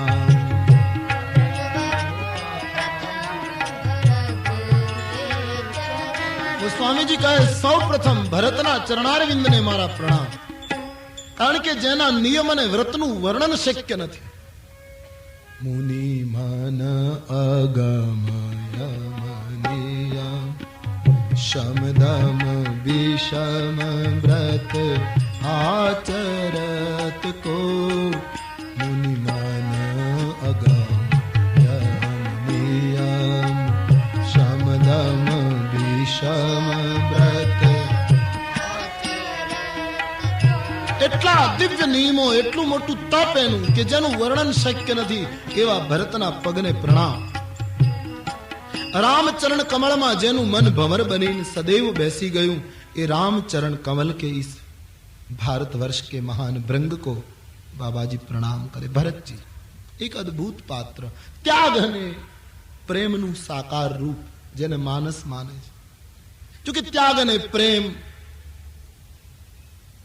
एक व्यक्ति है तो बीजो एनी छाया है ये बन्ने साथे ज होई शके जुदा न पड़ी शके त्याग ने प्रेम एनु एक साकार मानवीय रूप एनु नाम श्री भरत जी अद्भुत पात्र रामचरितमानस भरत महिमा मानस में अगाध कहवायो छे भगवान राम बधु करी शके पण रामजी ने कोई व्यासगादी ऊपर बेसाडीने एम कहे के तमे भरतनी कथा कहो तो रामजी ना पाड़े कि हूँ भरतनी कथा न कही शकूं भरत ने समझी शकूं बाकी एनु वर्णन हूँ पण न करी शकूं आउ भरत चरित्र रामचरितमानस में अद्भुत त्याग अद्भुत प्रेम श्री भरत जी तो भरत जी ना चरणारविंद में प्रणाम करे चार चौपाई में लक्ष्मण जी वंदना बंदाउलाछी मन पद जल जा शीतल सुभग भगत सुखदाता शीतल सुभग भगत सुखदाता लक्ष्मण जी ना चरण कमल नी गोस्वामी जी कहे वंदना करूं जे चरण शीतल छे ठंडक आपे छे सुंदर छे अने भक्तों ने समस्या नो उकेल आपे छे लक्ष्मण जी ना चरण ने अति सुंदर कहा कारण के राम ने पगले पगले जे चाले ए चरण सुंदर है राम नी पाछळ पाछळ जे लोको चाल्या एना चरण सुंदर है बीजू लक्ष्मण जी एक रामायण नु एवं पात्र है जे भक्तों ने सुख आपे छे भक्तों ना हृदय में जे समस्याओं उत्पन्न थती होय एनो उकेल लक्ष्मण जी द्वारा रामायण में मळे छे आम तो लक्ष्मण जी उग्र एकदम तात्कालिक निर्णय करनार लड़ाकू मानस आ लक्ष्मण जी इनो स्वभाव है पण एनु एक एक जे चरित्र जे रीते गोस्वामी जी रजू करे छे रामायण में ये भक्तों अने साधना करनार व्यक्ति नी समस्याओं जे आवती होय मुश्केलीओ साधना पंथ में एनु निराकरण लक्ष्मण जी द्वारा थाय एटले भगत सुखदाता लख्युं रावण ने मारीने प्रभु अयोध्या आव्या પછી એક દિવસ બંને ભાઈઓ રામ અને લક્ષ્મણ બેઠા છે ત્યારે રામજીએ આ પ્રશ્ન કર્યો છે લક્ષ્મણજીને, લખન મને લંકાનું રણમેદાન યાદ આવે છે. એક પ્રશ્ન છે લખન, શું તને ઇન્દ્રજીતનું બાણ વાગ્યું કેમ? તું મૂર્છિત કેમ થયો? અને ઇન્દ્રજીતના બાણથી મૂર્છિત થયા પછી તું મારા ખોળામાં સૂતો હતો, હું તને જગાડતો હતો, અને હું જગાડું તોય તું જાગે નહીં. આનું રહસ્ય શું? સંસાર જગાડે તો ન જાગે, પણ ઈશ્વર જગાડે તોય ન જાગે. તારું મસ્તક મારા ખોળામાં હતું, હું તને જગાડતો હતો તો પણ ન જાગ્યો. આની પાછળ કોઈ રહસ્ય? લક્ષ્મણજીએ કહ્યું, મહારાજ આપનું સામીપ્ય હોય, આપની શરણાગતિ હોય, કોની તાકાત છે મને બાણ મારી શકે, મૂર્છિત કરી શકે? છતાંય હું મૂર્છિત થયો. તમારા ખોળામાં સૂતો હતો મૂર્છિત અવસ્થામાં, તમે પણ મને ન જગાડી શક્યા. એનું કારણ એ છે મહારાજ કે ઇન્દ્રજીત કામ છે. સાધકના હૃદય જીવનમાં જે સમસ્યા આવે એનું જબરદસ્ત ઉકેલ લક્ષ્મણજી દ્વારા મળે. ઇન્દ્રજીતને તુલસીદાસજીએ કામ કહ્યો છે, અને ઇન્દ્રજીતનું બાણ લક્ષ્મણજીને વાગ્યું અને એ મૂર્છિત થયા. એનો અર્થ એમ થયો કે લક્ષ્મણજી ગમે તેમ તો એ ગ્રહસ્થ, પોતે જાગતા હતા, 14 વર્ષ સુધી જાગવાનો નિર્ણય કરેલો, પણ અંતે ગ્રહસ્થ પરણેલા છે. તુલસી એમ કહેવા માંગે છે કે ગ્રહસ્થ ગમે તેટલો જાગૃત હોય તો પણ સંસારમાં ક્યારેક એને કામનું બાણ મૂર્છિત કરી દે છે. ગમે તેટલો માણસ જાગૃત હોય, પણ કામ એક એવી પ્રચંડ શક્તિ છે કે જાગૃત સાધકને પણ મૂર્છિત કરે. હા, પરમાત્માની શરણાગતિ હોય, રામ નામનું બખ્તર હોય તો મારી ન શકે કામ, પતન ન કરી શકે, તમને ભ્રષ્ટ ન કરી શકે, પણ અમુક સમય મૂર્છિત તો કરી દે. બહુ તુલસીદાસજીએ ભવિષ્યનો વિચાર કરીને આ સમાધાન આપ્યું છે. બાકી લક્ષ્મણજીને કોની તાકાત મૂર્છિત કરી શકે? પણ મને તમને સાવધાન કરવા માટે ગ્રહસ્થો ગમે તેટલા જાગૃત હોય તેથી શું, પણ કામ એક એટલી મોટી શક્તિ છે કે ભલભલાને મૂર્છિત કરી દે. મોહ દશમૌલી તદભ્રાત અહંકાર પાકારિજિત કામ. ઇન્દ્રજીત કામ છે.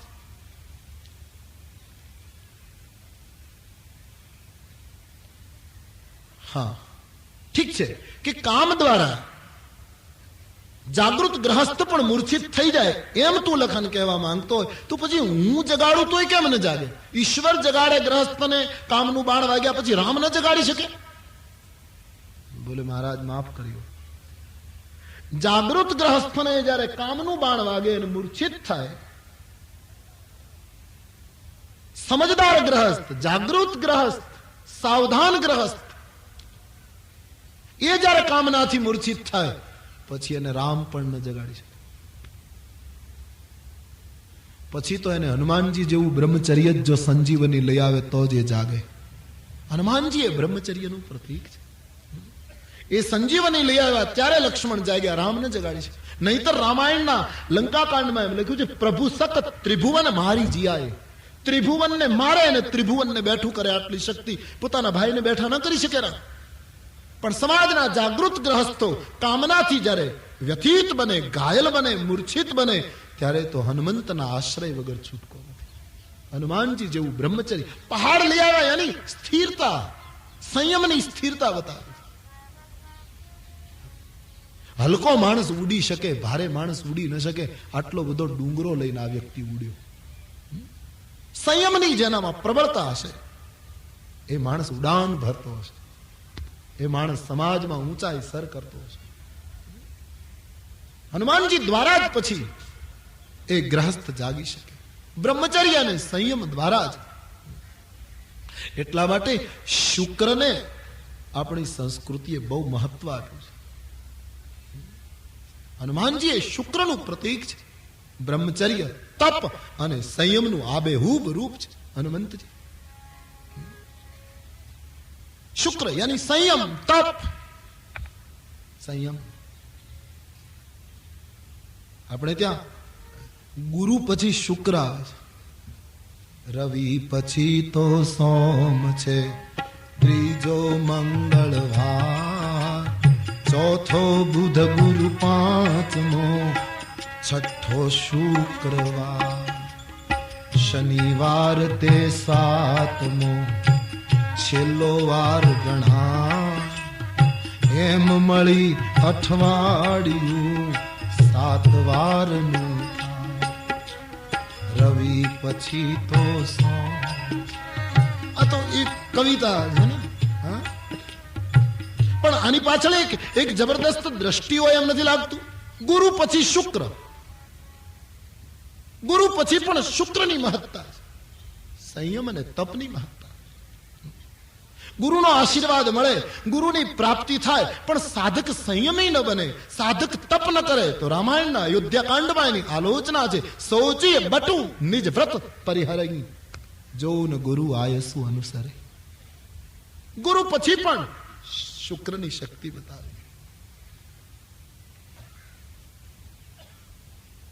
મને એક ગામમાં હું કથા કહેતો તો પછી એક ભાઈ મને મળવા આવ્યો, બનેલી ઘટના. મને કહ્યું એકલાને મળવું છે. તો મારી બાજુમાં બેઠા હતા અને કહ્યું તમે દૂર જતા રહો. બધા જતા રહ્યા. પછી મેં પૂછ્યું શું છે? મને એણે કહ્યું કે હું 40 વર્ષનો બ્રહ્મચારી છું અને મારા મનમાં એક પ્રશ્ન છે, એનું સમાધાન તમે કરો. ક્યાંય મળતું નથી સમાધાન. એટલે મને તો બહુ નવાઈ લાગી, કારણ કે એણે શબ્દ વાપર્યો હું 40 વર્ષનો બ્રહ્મચારી છું અને મારા મનમાં સવાલ છે, સવાલનો ઉકેલ મળતો નથી.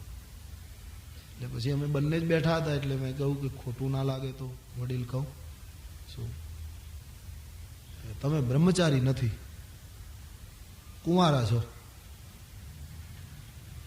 તમે લગ્ન નથી કર્યા એટલું કબૂલ કરો, બાકી તમે બ્રહ્મચારી નથી.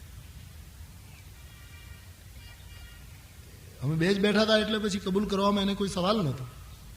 એણે કહ્યું કે તમને કેમ ખબર પડી? મેં કહ્યું હું કઈ જાણતો નથી કે હું તમે આમ બધું, મને કઈ એવું આવડતું નથી કે હું આમ જાણી ગયો. પણ તમારા પ્રશ્ન ઉપરથી મને એમ લાગ્યું કે કદાચ મારી વાત સાચી હોય. તમે સ્વીકારો છો? તમે કુંવારા છો, બ્રહ્મચારી નથી તમે. બોલે કેમ ખબર પડી? મેં કહ્યું એટલા માટે કે 40 વર્ષનો બ્રહ્મચારી હોય તો એને આ જગતમાં કોઈને પ્રશ્ન પૂછવાનો રહેતો જ નથી. એનું સંયમ એના તમામ સમાધાનો ઉત્પન્ન કરે, કારણ કે અંતે તો જે મળે છે અંદરથી મળે. 40 વર્ષનો તમારો સંયમ હોય ને તમારે કોઈને પૂછવું પડે? પછી તો બહુ અબ તો મુજે અવારનવાર મળે છે માણસ. પછી મને કહ્યું કે તો લગ્ન કરી લો. મેં કીધું જેમ બને એમ, જેટલું બને એટલું જલ્દી કરો, પરણી જાઓ. પણ એણે મારી સાથે શરત કરી કે અમે લગ્ન કરીને બંને જણા આવીએ પછી એક રામાયણ તમારે અમને આપવાનું. મેં કીધું હું ચોક્કસ આપીશ, પણ તમે લગ્ન કરી લો. શુક્રની શક્તિ, સંયમની શક્તિ એટલી અદ્ભુત છે કે સાધકને એની મેળાએ એનું સમાધાન પ્રાપ્ત થાય. અદ્ભુત તાકાત જો ઉર્ધ્વગામી બને. એટલે ગુરુ પછી શુક્ર. પણ શુક્રની સલામતી, સંયમની સલામતી તો છે જો સામે શનિ હોય, હનુમાનજીની આરાધના હોય તો. એટલે એના પછી શનિ બતાવ્યો.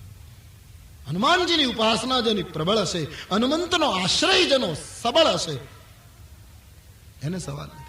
અને હનુમાનજીનો આશ્રય જેને સબળ હશે એને પછી રવિ વંશનો સૂર્ય મળે. પછી રવિ છે એને રામની પ્રાપ્તિ થાય. રામ સૂર્ય વંશ. પછી રવિવાર, અને રવિવાર પછી સોમવાર. એનો અર્થ એ થયો કે રામ મળે તો જ શાંતિ છે. સોમ એટલે શીતળતા, આરામ.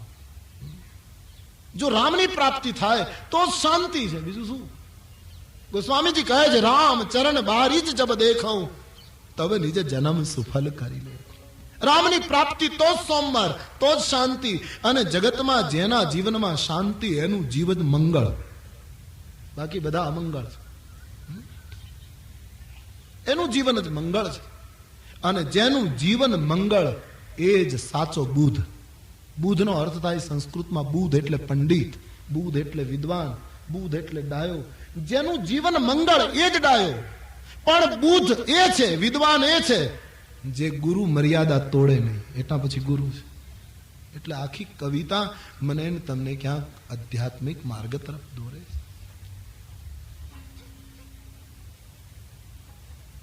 તો જાગૃત ગ્રહસ્થ જ્યારે કામના દ્વારા મૂર્છિત બને પ્રભુ, ત્યારે આપ પણ એને જગાડી ન શકો.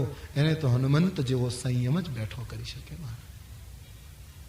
તો લક્ષ્મણજીનું સમગ્ર ચરિત્ર પછી એ પરશુરામજીના પ્રસંગમાં આવતા હોય, રામગીતાના પ્રસંગમાં આવતા હોય, જનકપુરના પ્રસંગોમાં આવતા હોય, કે વિભીષણનો વિરોધ કરતા દેખાય, કે સુગ્રીવના પ્રત્યે પોતાની નારાજગી વ્યક્ત કરતા દેખાય, કે લંકાના મેદાનમાં રોષ કરતા દેખાય, પણ લક્ષ્મણનું સમગ્ર જીવન પાસું મારા ને તમારા જીવનની સાધનામાં આવતી અડચણોનો ઉકેલ છે. ભગત સુખદાતા. બીજું, રામની કીર્તિ એ ધ્વજ છે અને લક્ષ્મણ એનો દંડ છે. ધ્વજને ફરકાવવા માટે દંડ મજબૂત જોઈએ, એમ રામની કીર્તિને જગતમાં ફેરાવવા માટે દંડ સમાન ભયઉ જસ જાકા, એમ કહીને ગોસ્વામીજી લક્ષ્મણજીના ચરણમાં, શેષાવતારના ચરણમાં પ્રણામ કરે છે. પછી શત્રુઘ્નજીની વંદના કરે છે. રિપુસૂદન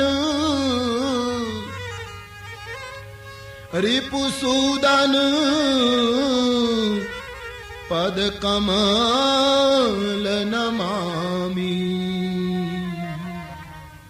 સૂર સુશીલ ભરત અનુગામી, સૂર સુશીલ ભરત અનુગામી. શત્રુઘ્ન મહારાજના ચરણમાં વંદન. જે શુરવીર છે, કારણ કે એને મંથરા ઉપર પ્રહાર કર્યો. મંથરા એ લોભ છે. જગતમાં જે લોભને મારે, લોભને જીતે, એ સાચો શત્રુઘ્ન. લોભ ભયંકર દુર્ગુણ છે. તુલસી દર્શનમાં કામ અને ક્રોધને જીતવા સહેલા, બાકી લોભને જીતવો કઠિન. કારણ કે કામ અને ક્રોધને સમયની મર્યાદા છે. કોઈના ઉપર ગુસ્સો આવ્યો, અમુક મિનિટ રહ્યો, ક્રોધ ઉતરી ગયો. કામનાને પણ સમય મર્યાદા છે. કામના ઉતરી જાય, ચડે ઉતરે. પણ લોભને કોઈ કાળનું બંધન નથી. લોભ અપારા. ગોસ્વામીજી ઉત્તરકાંડમાં લખ્યું, લોભ અપાર. લોભ માટે એવું ખરું કે 8 દિવસ લોભ કરવો પછી નહીં કરવો, 1 કલાક લોભ કરવો પછી નહીં કરવો. લોભ અપાર. જેના જીવનમાં જે સાચો લોભી છે, મૌલિક લોભી છે, એના જીવનમાં લોભની મર્યાદા નહીં, કોઈ થાહ નહીં. અપાર. ગોસ્વામીજીને ઠીક શબ્દ પ્રયોગ. કામ બાત કફ લોભ અપાર. લોભ અપાર. એનો કોઈ પાર જ નથી. તુલસીદાસજી લોભને કફ કહે છે. એ માણસને બહુ કફ થાય ને, તમે જોજો કફ કાઢ્યા જ કરે, આપણને ખબર ન પડે કે કેટલો અંદર હશે. અપારા કફ લોભ અપારા. કફ, લોભ એ કફ છે. રામાયણમાં લોભને બહુ મહત્વ આપ્યું છે. લોભ ભયંકર છે. ગમે તેટલો વિદ્વાન હોય, પંડિત હોય, અતિ ગુણ સાગર નાગર નરકો, પણ અલ્પ લોભ ભલ કહે ઇનકો. એક થોડોક લોભ આવે તો એને સજ્જનો સજ્જન નથી કહેતા. લોભ અપાર છે. જેના જીવનમાં લોભ હોય. પેલી વિનોદી વાર્તા છે ને, કે ભિખારી ભિક્ષા માંગતો હતો પાત્ર લઈને, પછી એને નારદજી મળ્યા. નારદજી કહ્યું શું છે? બોલે ભીખ માંગુ છું પણ આમાં કઈ નથી બરાબર સરખું થતું. નારદજી સંત, એને દયા આવી ગઈ, એટલે એને કુબેર ઉપર ચિઠ્ઠી લખી. આ ચિઠ્ઠી લઈને કુબેર પાસે જાઓ, એનો ભંડારમાંથી તમારું પાત્ર ભરી દેશે. પાત્ર ભરવું છે ને? કા ચિઠ્ઠી, ભલામણ પત્ર લઈને ગયા, ચિઠ્ઠી લઈને ઉપર. કુબેરને નારદજીની ચિઠ્ઠી. હવે નારદની ચિઠ્ઠી તો માનવી જ પડે. કુબેરે સેવકોને સૂચના આપી કે આ ભિક્ષુકનું પાત્ર ભરી દો. નારદજીની ભલામણ લઈને આવ્યા. એટલે સેવકોએ ખજાનો ખોલ્યો અને પેલા ભિક્ષુકનું પાત્ર ભરવા માંડ્યા. પણ પાત્ર ભરાય જ નહીં. કુબેરનો ભંડાર ખલાસ થયો. કુબેરની પાસે સેવકોએ ફરિયાદ કરી કે માલિક, આ તો હદ થઈ ગઈ. આનું આટલું નાનકડું એવું પાત્ર ભરાતું નથી, આપણો આખો ખજાનો ખલાસ થવાયો. કુબેર કાંઈ બને નહીં, પોતે આવ્યા સ્વયં જોવા, પાત્ર ભરાતું જ નથી, ખજાનો ખાલી. એમાં યોગ એવો થયો, બરાબર નારદજી આવી ગયા. કુબેરે નારદના પગ પકડીને કહ્યું, મહારાજ ભલામણ ચિઠ્ઠી લખતા પહેલા વિચાર કરો, તમે કોને લખ્યું? આ માણસ અમારો આખું ભંડાર ખાલી કરી ગયો તો પણ પાત્ર તો ભરાતું જ નથી. નારદ કહે બને નહીં, પાત્ર તો નાનું એવું છે. આપ જુઓ ને, ભંડાર ખાલી. નારદને પણ આશ્ચર્ય થયું. એણે ભિક્ષુકને કહ્યું, જરા પાત્રને અવળું કર, મારે જોવું છે આ છે શું, કઈ જાદુઈ પાત્ર છે? આ બધું જાય છે ક્યાં? તો પેલા ભિક્ષુ કે પાત્ર અવળું કર્યું ત્યારે ખબર પડી કે પાત્ર નહોતું, મનુષ્યની ખોપડી હતી. બધું ભરાય પણ આ ખોપડું ભરાતું નથી. લોભ અપારા પણ બુરો પ્રેમ કો પંથ બુરો. લોભ ભયંકર દુર્ગુણ સાહિત્યકારોએ પણ સ્વીકાર્યું. અરે બુરો પ્રેમ કો પંથ બુરો, જંગલ में बासो बुरो, नारी से नेग बुरो, मूरख में हास बुरो, सूम की सेव बुरो, भगिनी घर भाई, बुरी नार कुलक्ष सास घर बुरो जमाई, बुरो पैप पंपाल है अन बुरो, शुरन में भागनो कवि गंग कहे अकबर सुनो, एक सबसे बुरो मांगनो, एक सबसे बुरो मांगनो, एक सबसे बुरो. આટલી વસ્તુ સમાજમાં વિદ્વાનો કહે છે, સાહિત્યકારો કે બુરી. બુરો પ્રેમ કો પંથ, પ્રેમનો માર્ગ બહુ કઠિન છે. એટલે કેવું પડ્યું છે ને, જો મેં ऐसा जानती પ્રીત કિએ દુઃખ હોય. કઠિન છે. બુરો પ્રેમ કો પંથ બુરો, જંગલ में बासो, જંગલમાં રહીને એકલા આરાધના કરવી કઠિન છે. बुरो प्रेम को पंथ बुरो, जंगल में बासो बुरो, नारी से नेह, नारीनी સાથે અમર્યાદિત આસક્તિ બુરી છે. बुरो प्रेम को पंथ बुरो, जंगल में बासो बुरो, नारी से नेह बुरो, मूर्ख में हांસો. મૂર્ખની મંડળીમાં હસવું એ બુરું. આપણે સાચા હસતા હોઈએ તો દુનિયા આપણી ટીકા કરે કે એમાં તમે ક્યાં ગયા. बुरो प्रेम को पंथ बुरो, जंगल में बासो बुरो, नारी से नेह बुरो, मूर्ख में हांसो बुरो, सुम की सेव, लोभीनी सेवा बुरी. ગમે તેટલી તમે સેવા કરો લોભી, કઈ પરિણામ ના. बुरो सुम की सेव बुरो, भगिनी घर भाई, बहन ने घरे भाई कारण वगर વધારે રોકાય તો બુરું. बुरो भगिनी घर भाई, बुरी नार कुलक्ष, कुलक्षणी नारी बुरी. અને મહત્વનું બુરું, સાસ ઘર બુરો જમાઈ. સસુર પક્ષમાં જમાઈ વધારે રોકાય બુરું ગણાય. કામ પૂરું થાય એટલે જમાઈ નીકળી જવું છે. પછી જો રોકાય જ રહે તો પછી એ જ ઘરે કોઈ બીજા મહેમાન આવે તો પછી ઘરના એમ કહે તમે તો ઘરના કહો, પાણી આપો. પછી આ શરૂ થાય આપણું. सासगर बुरो जमाई बुरो, पैप पंपाड़ है बुरो, शुरन में भागनो. शुरवीरोना વૃંદમાંથી પાછી પાની કરવી એ બુરું. કવિ ગંગ કહે અકબર સુનો, પણ આ બધાને ચડી જાય એવું સબસે બુરો માંગનો. કોઈની પાસે માંગવું તો લોભ એ અપાર છે. લક્ષ્મણજીના નાના ભાઈ શત્રુઘ્નજી જે ભરતના અનુગામી છે, ત્યાગના પથિક છે. ત્યાગનું સ્વરૂપ ભરતજી અને એને પગલે પગલે આચા. એટલે તુલસી એનો પરિચય લક્ષ્મણના ભાઈ તરીકે નથી આપતા. બડા અદ્ભુત શબ્દ. રિપુસૂદન પદ કમલ નમામી, શત્રુઘ્નના ચરણમાં હું વંદન કરું તુલસી કહે, પણ એ લક્ષ્મણના નાના ભાઈ છે એવો પરિચય નહીં. સુમિત્રાના પુત્ર એવો પરિચય નહીં. સૂર સુશીલ ભરત અનુગામી. પરિચયમાં ભરત શબ્દનો પ્રયોગ. જે ત્યાગનું અનુગમન કરે છે, ત્યાગને પગલે પગલે ચાલે, એ જ લોભને મારી શકે, એ જ લોભ ઉપર કાબુ મેળવી શકે. તો શ્રી શત્રુઘ્ન મહારાજને આ રીતે પ્રણામ કર્યા. અને હવે જેની વંદના વગર ખાસ કરીને રામકથામાં અને રામ ઉપાસનામાં આગળ વધી શકાય નહીં, તે પરમ તત્વ હનુમાનજી મહારાજની વંદના શરૂ થાય. એક ચોપાઈ અને એક સોરઠામાં. चौपाई सब गाए. हनुमान जी की वंदना करते हुए बाबा जी कहते हैं, मानसकार लिखते हैं, महावीर बिनबौ हनुमान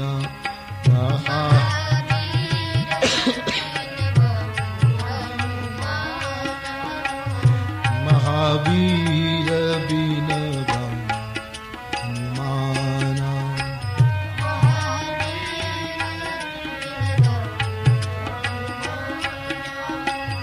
महावीर बिनबौ हनुमाना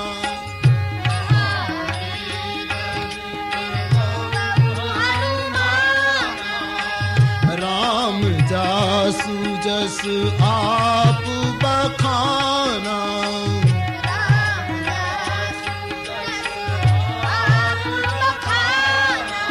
राम जासु जस आप बखाना,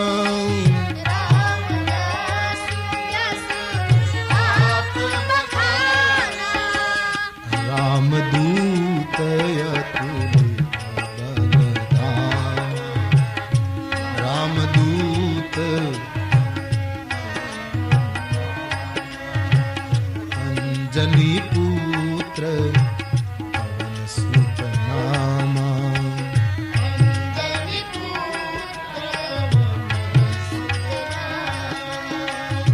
महावीर बिनवा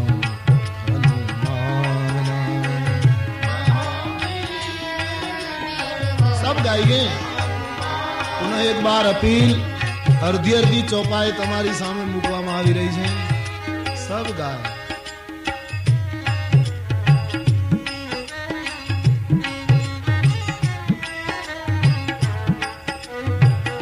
એક વસ્તુ સમજી લો કે ઈશ્વરના અનંત ગુણોને કોઈ પૂર્ણ લખી શકે નહીં. બહુ અલ્પ લખાયું છે. જેટલું લખાયું છે એટલું 9 દિવસમાં કોઈ બોલી શકે નહીં. જેટલું બોલાશે 9 દિવસમાં એટલું પૂરેપૂરું આપણે સાંભળી નહીં શકીએ. જેટલું સાંભળીશું એટલું બધું જીવનમાં ઉતારી નહીં શકીએ. એટલા માટે ગાઓ, જેટલું ગાયું એટલું તો આપણું. અમારી સૌરાષ્ટ્રની પ્રસિદ્ધ વાર્તા છે, દેરાણી જેઠાણી બાજુના ઘરે દળનું દળવા ગઈ. ચોમાસાનો સમય હતો, બાજરો દળવા માટે. પહેલા તો આવી કઈ ચક્કીઓ નહોતી, તો ઘંટી હાથથી અનાજ પીસવાનું. તો બંને અનાજ દળતી હતી. એમાં દેરાણીને અનાજ દળતા દળતા બાજરો ખાવાની ટેવ. એ જેઠાણી બરાબર દળે, પણ દેરાણી એક ચપટી ઘંટીમાં નાખે ને બીજી ચપટી મોઢામાં નાખે. પેલી જેઠાણી કહ્યું, આ કઈ રીતની આદત? બોલે, મને તો આ સંસ્કારમાં મળ્યું. બોલે, પણ દળતા દળતા આવી રીતે બાજરો ખાવાનો? બોલે, મને ટેવ છે, હું ભાગનો તો આમનું ખાઈ જાઉં. મુબારક તને તારી ટેવ. બંને દળનું દળી લીધું. આટો પોતપોતાની સૂંડીમાં એની પાત્રમાં લાવી અને બંને જણી જતી હતી. ચોમાસાનો સમય, એમાં એક બાજુથી ભેંસો આવી, કંઈક ભડકી ભેંસો, અને એકદમ દોડી. એમાં બંને જણી પોતાના શરીરને એના આટાને બચાવવા ગઈ. એમાં પગ લપસ્યા. લપસતા બંને પડી. બંનેનો આટો ઢોળાયો. જેઠાણી રડી પડી, દેરાણી હસે છે. જેઠાણીએ કહ્યું, તારો આટો એ બધો કાદવમાં ખરાબ થઈ ગયો, તારા બાળકો રોટીની રાહ જોઈને બેઠા, તને હસવું કેમ આવે? બોલે, તમે રડો છો એટલે મને હસવું આવશે. કેમ કે તમારો બધો ઢોળાઈ ગયો, હું દળતા દળતા ખાઈ ગઈ એટલો તો મારો બચ્યો. એમ દળતા દળતા જેટલું ખવાય એટલું ખાઈ લો. ચલતી ચક્કી દેખ કર દિયા કબીરા રોઈ. એ કાળનું ચક્કર ફરે છે, આમાં શું થાય શું ખબર? કબ ક્યા હો ક્યા પતા. એટલે રામ ગુણગાન ગાય લો, ચોપાઈઓ ગા લો. આ દળતા દળતા થોડું ખાઈ લેવાનું, નહીતર શું ખબર? આ પલ પાછી. કબીર સાहब ने कहा है,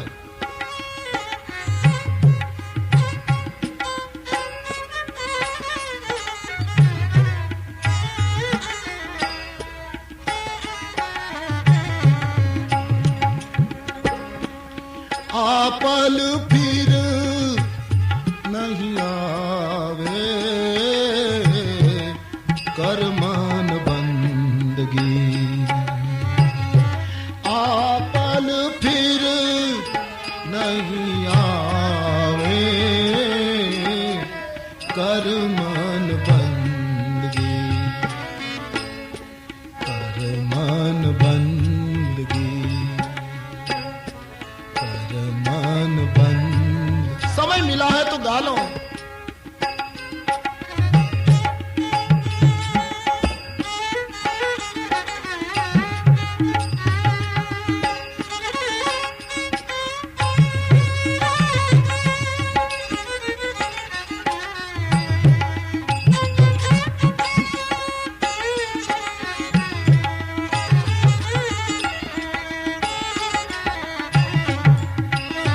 कबीर साहब कहते हैं, हरे मन मरना लेखा तेरा भरना, रे मन मरना लेखा तेरा भरना, रे मन मरना लेखा तेरा भरना, रे मन मरना। मरना है, इससे पहले कुछ कर ले। किसी की लाश यहाँ गीध को खिलाई जाती है। અમુક ધર્મમાં નિયમ છે કે માણસ મરે પછી એની લાશ ગીધોની આગળ છોડી દેવામાં। किसी की लाश यहाँ गीध को खिलाई जाती है और किसी की लाश को चिता में जलाई जाती है। किसी की लाश को यहाँ कब्र में दफनाई जाती है और यूं ही बना बना के प्यारे तेरी दुनिया मिटाई जाती। यूं ही बना बना के अरे प्यारे तेरी दुनिया मिटाई जाती। इसलिए अरे मान मारना लेखा तेरा भरना, अरे मान लेखा तेरा भरना। बंदा तूने नींद क्यों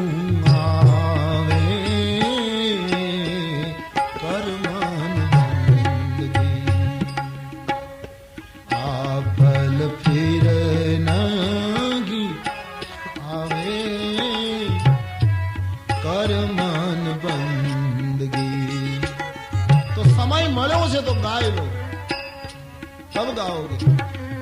एक तो तुलसीनी सरल भाषा है, અડધી અડધી ચોપાઈ તમારી સામે મૂકવામાં આવે છે। ગાય લો, આ 9 દિવસ ગાવાના છે, પછી રોવાનું જ છે, इसलिए गा लो।